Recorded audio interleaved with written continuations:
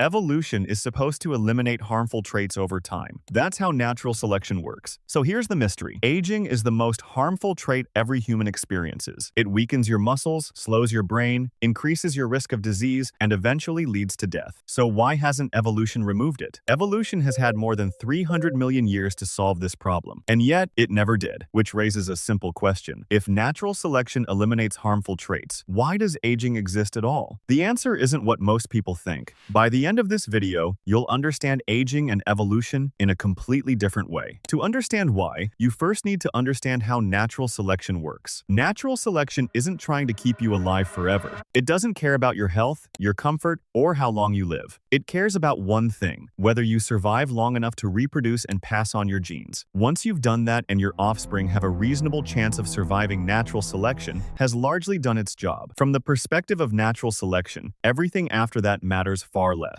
And that's the first clue. For most of human history, growing old was incredibly rare. Long before modern medicine, sanitation, and vaccines, most people never lived long enough to experience the diseases of old age: predators, infections, injuries, childbirth, starvation. Death often came decades before aging became the biggest threat. And here's the key: natural selection can only act on traits that affect survival and reproduction. If almost no one reached old age, there was very little evolutionary pressure to eliminate genes that caused problems later in life. This idea was first proposed by biologist Peter Medawar in 1952 and later expanded by George Williams, becoming one of the foundations of modern evolutionary theories of aging. Think about what that means. If almost no one survived to age 70, then genes that caused problems at age 70 were rarely filtered out by natural selection. They simply stayed in the population, passing from one generation to the next because they had little or no effect on reproduction. Medawar called this mutation accumulation. Harmful mutations that act late in life gradually build up in the genome, not because they're beneficial, but because natural selection rarely sees them. Evolution can't eliminate a problem that almost never affects reproductive success. But that's only half the story. What George Williams discovered was even stranger. Some genes aren't simply ignored by evolution, they're actually favored by it. Imagine a gene that helps you grow faster, build stronger bones, or recover from injuries when you're young, but slowly damages your body decades later. From evolution's perspective, that's a perfectly acceptable trade-off. Williams called this antagonistic pleiotropy. In simple terms, the same genes that help you early in life can harm you later. Take calcium, for example. The biological processes that build a strong skeleton during childhood can also contribute to the hardening of your arteries later in life. This isn't evolution failing to prevent aging. It's evolution making a trade-off, prioritizing your survival and reproduction when you're young, even if it comes at the cost of your health decades later. And calcium is just one example. The same inflammatory response that protects you from infections and heals wounds when you're young can become chronic inflammation later in life, increasing the risk of heart disease, Alzheimer's, and other age-related diseases. Even the process that allows your cells to grow and repair damaged tissues can become dangerous when it escapes its normal controls, leading to cancer. The very systems that keep you alive when you're young gradually become the systems that wear your body down as you grow older. In other words, you're not aging despite the biology that built you. You're aging because of it. Your body wasn't built to stay young forever. It was shaped to survive long enough to reproduce and pass on your genes. Everything that happens after that is the consequence of biological machinery that keeps running long after its primary job is done. But there's one final piece of the puzzle. If evolution accepted these trade-offs, why didn't it simply build a body that repairs itself forever? The answer comes down to one simple fact: nothing in biology is free. Your body runs on a limited energy budget. Every calorie it consumes has to be spent somewhere. And that creates a fundamental trade-off. Should your body invest more energy in growing, reproducing, and passing on your genes today, or spend more of it repairing cells and preventing the damage that might appear decades later? In the harsh environments where humans evolved, the future was never guaranteed. Predators, disease, accidents, and starvation could end a life at any moment. From evolution's perspective, investing heavily in long-term maintenance was often a losing strategy. Investing in reproduction wasn't. This idea was formalized by biologist Tom Kirkwood in 1977 and became known as the Disposable Soma Theory. The theory proposes that evolution doesn't build bodies to last forever. It builds bodies that are good enough to survive, reproduce, and pass on their genes while investing only as much energy in repair as natural selection rewards. And that's exactly what evolution did. In an ancestral world where death could come from predators, disease, starvation, or injury, the body that invested more energy in reproduction and less in decades of future maintenance usually left more surviving offspring. Over thousands of generations, natural selection favored bodies that invested heavily in the first half of life while accepting a gradual decline in the second. That's why your body's repair systems were never designed to be perfect. Your immune system consumes energy. Repairing damaged DNA consumes energy. Even removing worn-out cells before they become dangerous consumes energy. Evolution could have built stronger repair systems, but only at a cost. Every extra unit of energy spent maintaining the body was energy that couldn't be spent on growth or reproduction. In the evolutionary race to leave the most offspring, perfection lost. Good enough won. That's why you age. Over countless generations, the ancestors who invested more energy in reproduction than in perfect long-term maintenance left more surviving offspring than those who invested heavily in repairing their bodies. In the end, evolution didn't reward the longest-lasting bodies. It rewarded the bodies that passed on the most genes. But then humans did something extraordinary. Compared with almost every other animal, we kept living long after reproduction had ended. For most species, there's no real post-reproductive life. They reproduce, grow older, and eventually die from predators, disease, or injury before old age itself becomes the main threat. Humans are different. Women typically reach menopause around the age of 50, yet many continue living for another 20 or even 30 years. Among our closest primate relatives, that's almost unheard of. In the wild, very few live long enough to experience menopause, and even in captivity, only a small number survive beyond it. So evolution presents us with one final mystery. If natural selection mainly rewards reproduction, why did it also reward decades of life after reproduction had already ended? So why would evolution extend human life decades beyond reproduction? If natural selection mainly rewards reproduction, why would it favor grandmothers? The answer is one of the most fascinating ideas in evolutionary biology. It's called the grandmother hypothesis. The idea is surprisingly simple. Even after a woman can no longer have children of her own, she can still help pass on her genes by helping her children raise theirs. A grandmother who helps feed, protect, and care for her grandchildren gives them a better chance of surviving to adulthood, and because those grandchildren share her genes, her genetic legacy continues. Over many generations, natural selection could therefore favor genes that allowed women to remain healthy long after reproduction had ended. Ironically, the same evolutionary process that made aging inevitable may also have given humans an unusually long life after reproduction, and the evidence is surprisingly strong. Across different populations in different time periods, researchers have found the same pattern. Children were more likely to survive when a grandmother was present. One study found that toddlers with a grandmother between the ages of 50 and 75 were about 30% more likely to survive. Similar findings have been reported in rural Gambia and in historical records from Finland, where grandmothers consistently improved the survival and long-term reproductive success of their descendants. The reason is simple. While mothers cared for young children, grandmothers could help gather food, provide childcare, and protect the family. That extra support allowed daughters to have another child sooner while giving existing children a better chance of surviving.